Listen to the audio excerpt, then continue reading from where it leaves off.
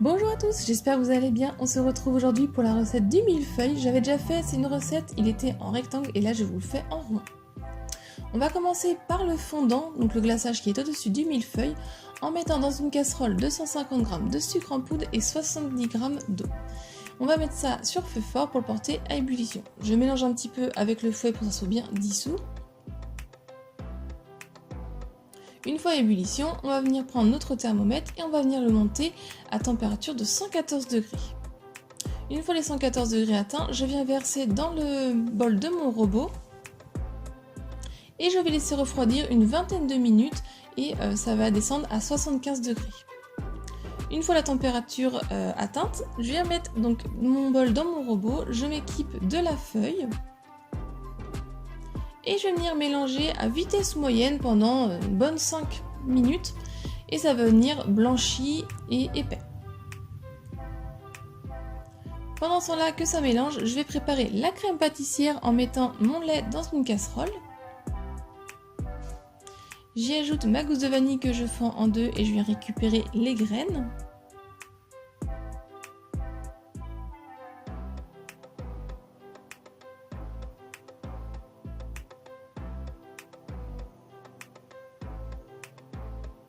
Et je porte le lait à ébullition. Mon fondant est prêt, vous voyez, il est plus transparent, il est devenu un peu plus durci et blanchi. Donc on peut arrêter de mélanger. Et donc vous allez voir qu'en récupérant le fondant, il est devenu un peu, il est encore fondant. Il n'est pas encore tout, il n'est pas tout dur. Il est encore un petit peu élastique. Donc je viens le récupérer pour en former une boule que je vais venir déposer sur du film alimentaire. Et donc là c'est important de bien le filmer ou le mettre dans une boîte bien hermétique. Il ne faut vraiment pas qu'il y ait d'air qui passe, sinon il va durcir. Donc on le filme bien sans qu'il y ait d'air et on va le laisser de côté à température ambiante le temps de préparer le reste. Mon lait a été à ébullition, je le mets de côté. Dans un plat, je viens verser mes jaunes d'œufs, la maïzena et le sucre en poudre.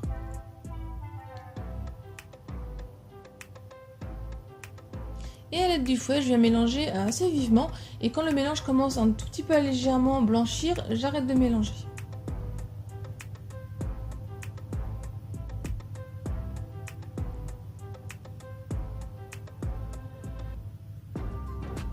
J'enlève les gousses de vanille qui étaient dans ma casserole de lait. Et je viens verser une petite quantité de lait chaud sur mon mélange précédent. Et je mélange avec le fouet pour bien que ça s'incorpore.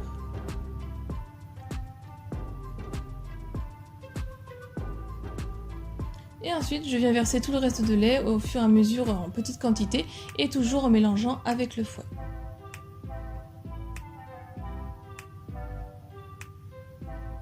Ensuite, je viens remettre ce mélange dans ma casserole. Et donc là, je viens mettre sur le feu à feu moyen et je viens venir mélanger sans cesse jusqu'à ce que ça épaississe. Quand ça a bien épaissi, que c'est bien épais et qu'il y a les premières bulles qui apparaissent, on va pouvoir arrêter de mélanger.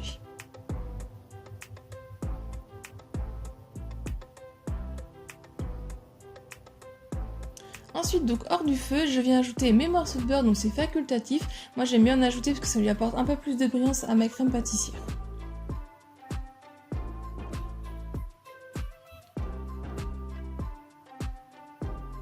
Donc une fois bien mélangé, on obtient une crème pâtissière bien consistante. Et on va venir la mettre dans un plat qui est assez large pour qu'elle refroidisse assez rapidement. On met du film alimentaire au contact. Et on va la mettre au frais le temps de préparer le reste. On va passer à la pâte feuilletée express.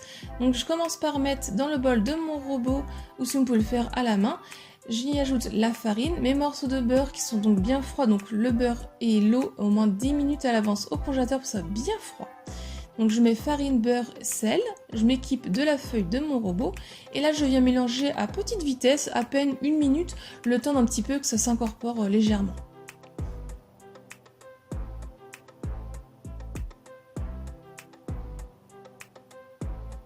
Ensuite, je viens ajouter mon eau qui est bien froide.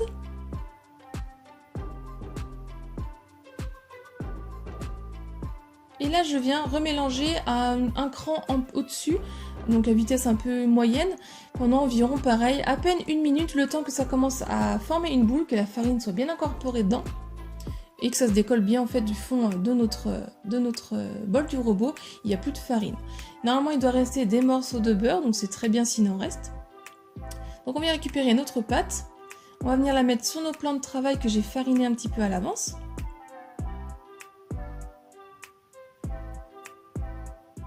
Je vais venir reformer une boule de pâte.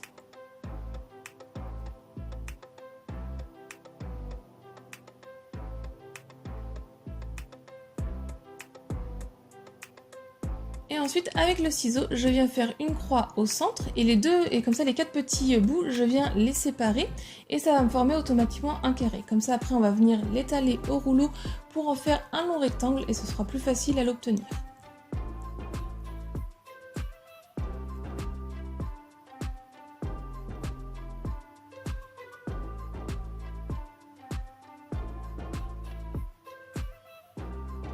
Donc c'est pas grave si au début vous obtenez un rectangle qui n'est pas très régulier, c'est pas grave, au fur et à mesure du pliage il va devenir régulier.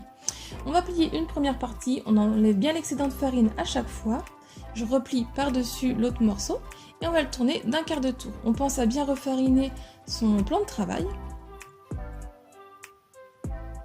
Et donc là on va repartir refaire le pliage, l'étaler en long rectangle et on va faire cette opération là du pliage 5 fois en tout.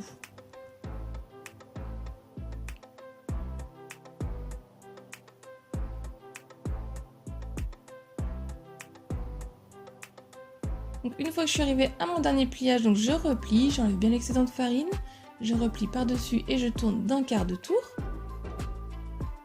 Et ma pâte feuilletée est finie. Je viens la filmer bien comme il faut au contact avec du film alimentaire et je vais la mettre 20 à 30 minutes au frais pour qu'elle durcisse.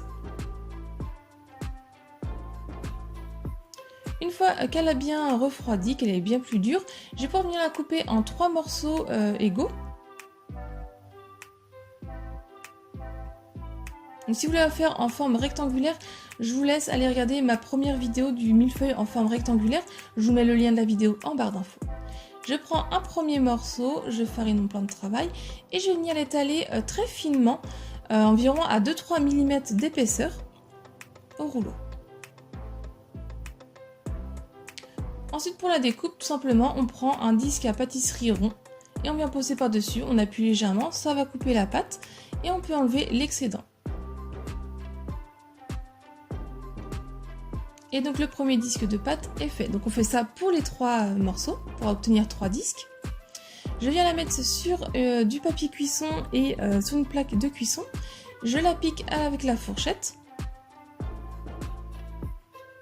J'y ajoute une petite cuillère à soupe de sucre que je saupoudre sur le dessus.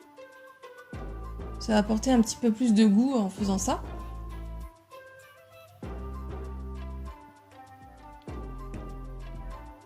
Et ensuite, on ajoute une autre feuille de papier de cuisson par-dessus. Et pour pas que trop elle gonfle la pâte feuilletée, on va venir ajouter une grille ou une plaque par-dessus. On appuie un tout petit peu et on va mettre dans le four 25 à 30 minutes à cuire à 180 degrés. On préchauffe le four à l'avance. Une fois que c'est bien doré, on va pouvoir retirer la grille qu'on a mis au-dessus et le papier de cuisson qui est au-dessus. Puis ensuite, on va la laisser refroidir entièrement de côté le disque. Donc on fait ça pour les 3. Ensuite, quand mes 3 disques sont faits, je viens reprendre mon cercle de pâtisserie, je viens le remettre par-dessus, et vous voyez, c'est un tout petit peu plus petit si besoin, et je coupe un petit peu pour que ça fasse une belle découpe et qu'on voit bien aussi les feuilles sur le tour de notre gâteau. Donc en zoomant, vous voyez, on voit bien une découpe des feuilles, des épaisseurs de feuilles. On va passer à la crème pâtissière qui a bien refroidi, qui est bien épaissie. Donc je viens la mettre dans un petit plat. Et à l'aide du bâton électrique ou du fouet à la main, je mélange à petite vitesse pour venir un petit peu la détendre, qu'elle soit plus souple ma crème pâtissière.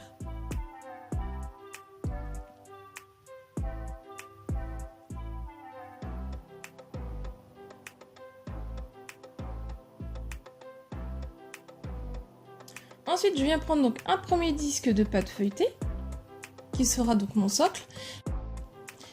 Et ensuite, je viens prendre ma poche à douille avec une douille lisse et assez large et je viens la remplir de crème pâtissière.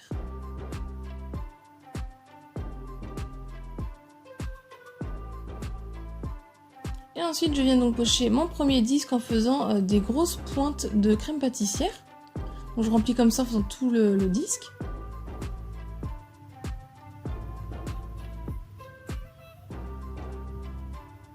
Une fois bien rempli, je viens poser mon deuxième disque par-dessus.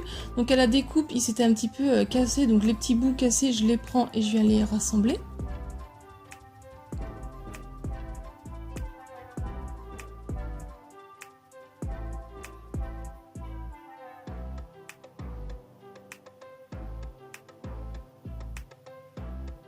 Et donc je viens repocher de crème pâtissière par le dessus. Donc là on n'hésite pas à bien en mettre un peu plus et à bien remplir.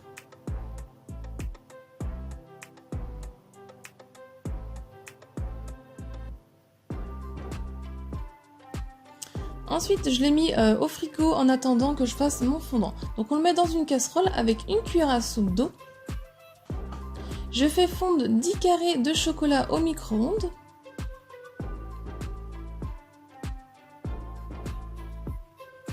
Et donc sur le feu doux, je vais venir faire fondre mon fondant.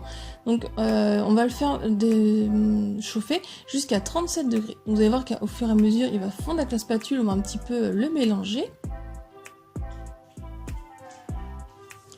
Et donc quand il commence à être bien fondu, on va commencer à vérifier la température pour voir qu'il est à 37 degrés.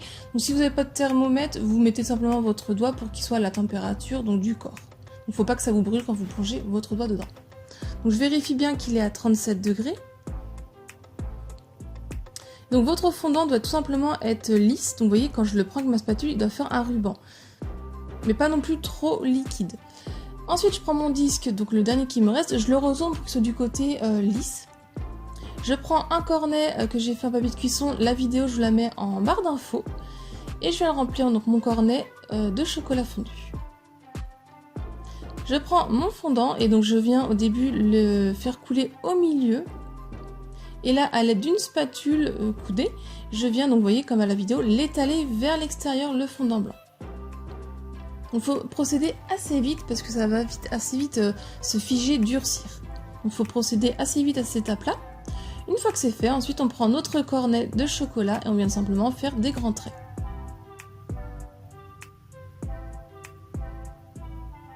A l'aide d'un cure-dent, je viens faire donc des petites bandes d'un sens.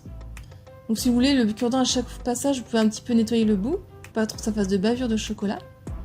Et ensuite, je viens faire donc, avec encore le cure-dent, des bandes dans l'autre sens inverse. Donc on n'appuie pas trop quand on passe. On laisse durcir pendant 5 minutes. Ensuite, je prends un couteau qui coupe assez bien, je le trempe dans de l'eau bien chaude, que après j'essuie la lame. Et je viens couper tout simplement l'excédent qui a coulé sur le bord. Donc quand vous l'avez étalé, c'est pas grave si ça a débordé, parce qu'après, à la fin, on vient couper.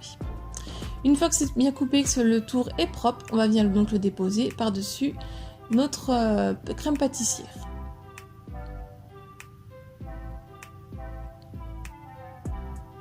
Et voilà, votre millefeuille est prêt.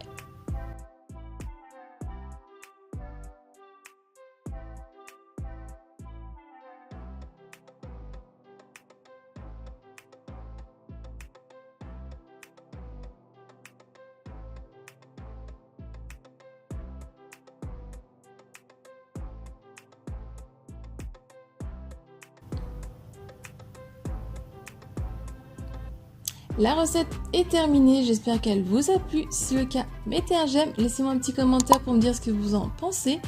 Si ce n'est pas encore fait, pensez à vous abonner. Venez aussi me rejoindre sur mes réseaux sociaux. Si vous voulez voir d'autres recettes, je vous laisse cliquer sur le côté. Et moi, je vous dis à très vite. Bye!